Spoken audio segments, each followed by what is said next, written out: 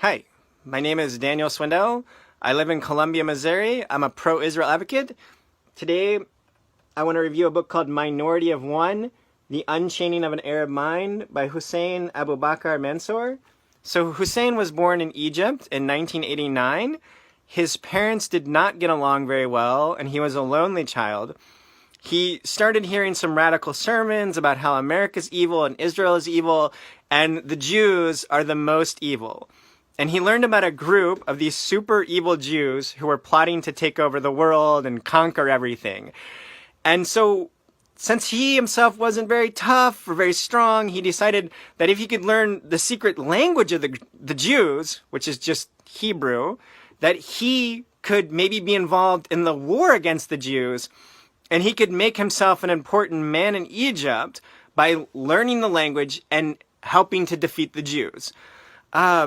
When he was about the age to go to college, 18 or 19, he learned that there was a Hebrew major at the University of Cairo, but the major ended up not being very good. It wasn't so sophisticated, but he did learn about a place called the Israel Academic Center, which I think was located off of the Israeli embassy in Cairo. So he goes to this building, and there's just a couple Israelis there doing some research.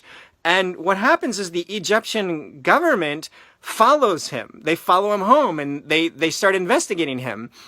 And very gradually, Hussein starts thinking about the situation, these circumstances. The Jews that he's meeting at this Israeli academic center and the things that he's reading don't match up with how he's heard the Jewish people described.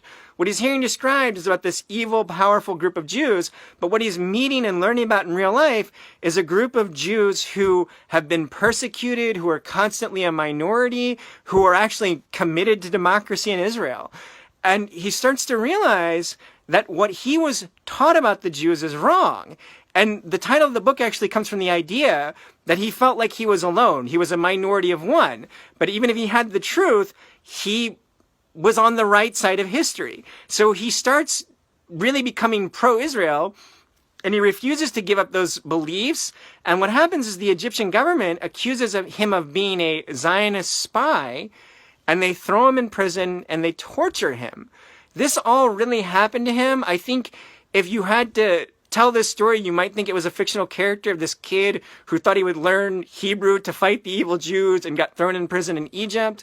Eventually, he sought asylum in America, and he really fell into a depression because he'd lost almost everything. His family rejected him completely.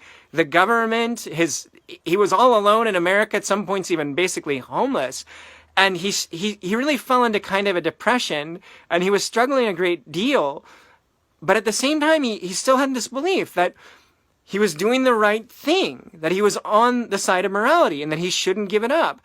And I don't want to tell you absolutely everything, but there is a bit of a redemption at the end of the book. At the end of the book, he gets something back in his life that gives him some courage and some strength to keep going.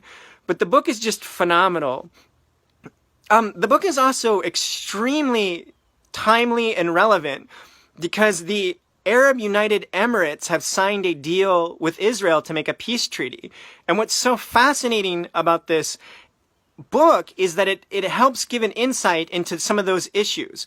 Because there's a question with the peace deal that was made with the United Arab Emirates.